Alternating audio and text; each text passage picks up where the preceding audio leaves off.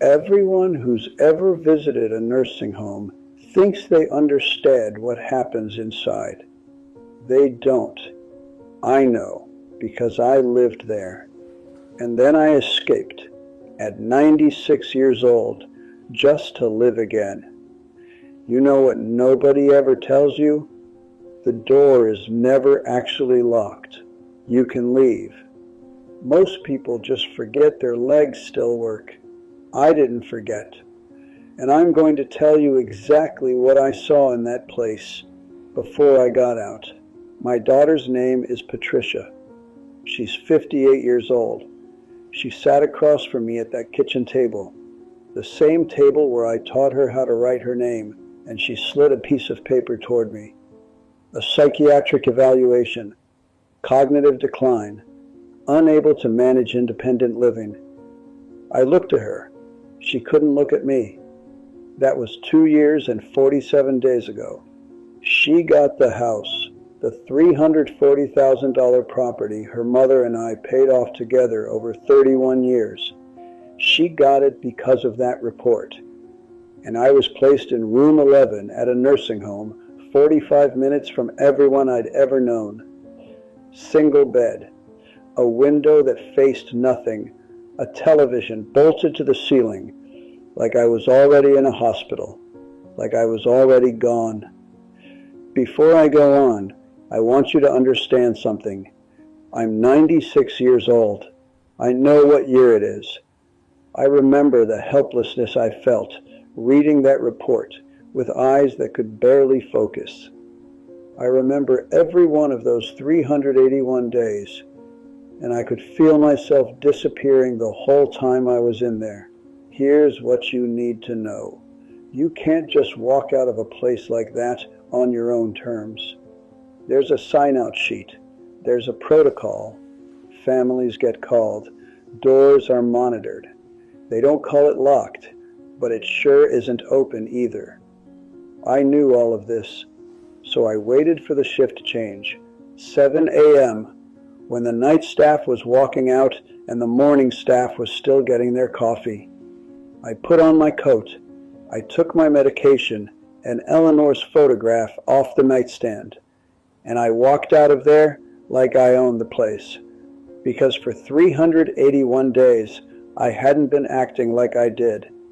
That was 6 months ago. I now live on Birchwood Street with a woman named Keisha. She's 36.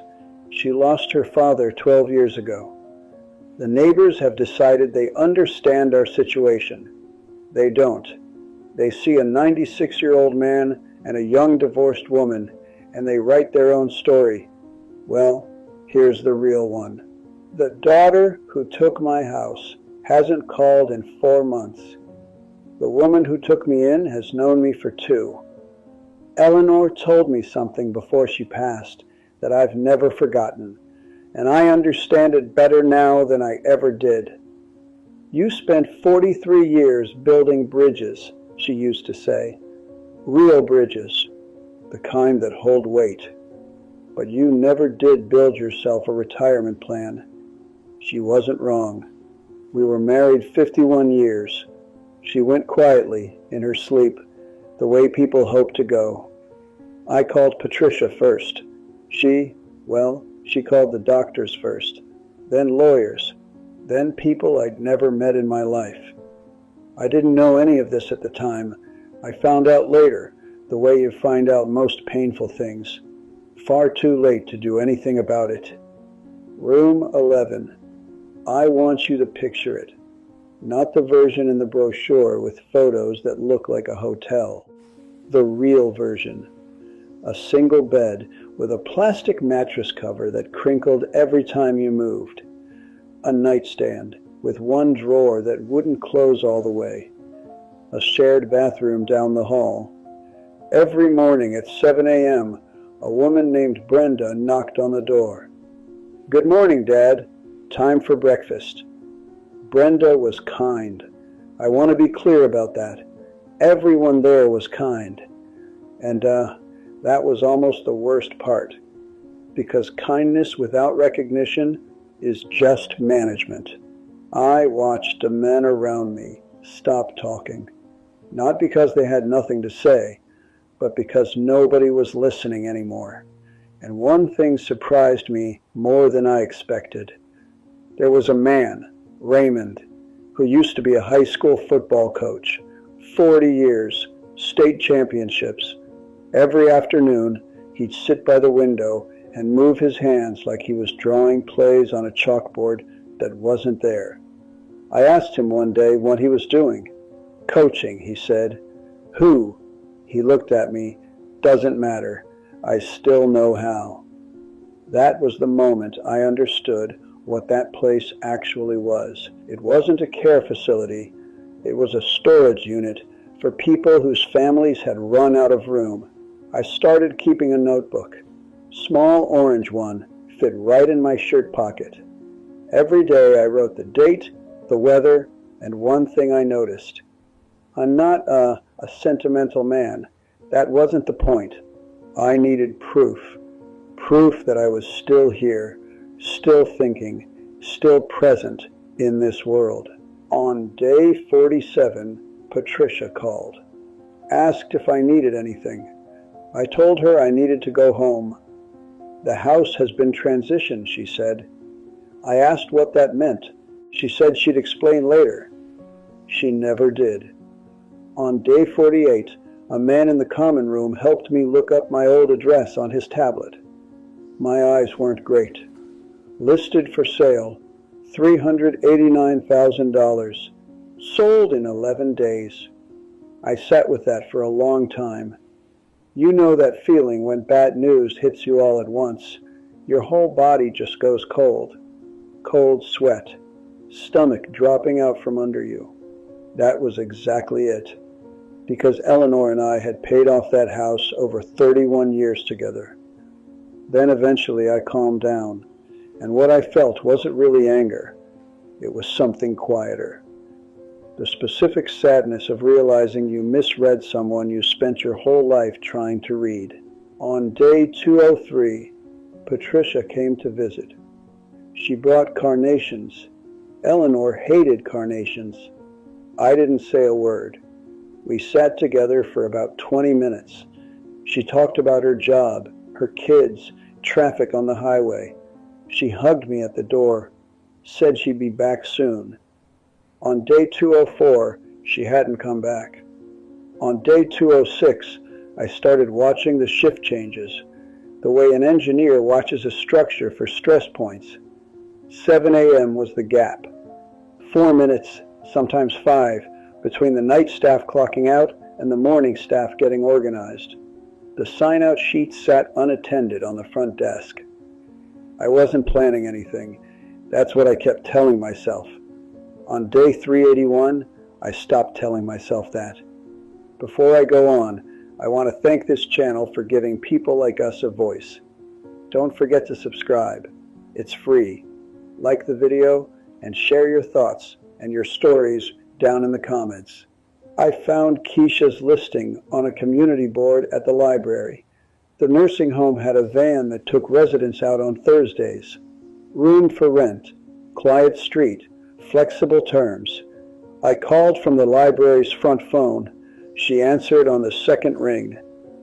How old are you? She asked after I explained my situation. 96. Silence. Are you serious? What's your name? Harold. Harold. She said it like she was testing the weight of it. I have a 6-year-old, she said. The house isn't always quiet. I built bridges for 43 years, I told her. I can handle a little noise. Another silence, longer this time. When can you come see the room? What I didn't know then, what Keisha told me weeks later, was that she'd been sitting in that house for 2 months, barely keeping up with the mortgage.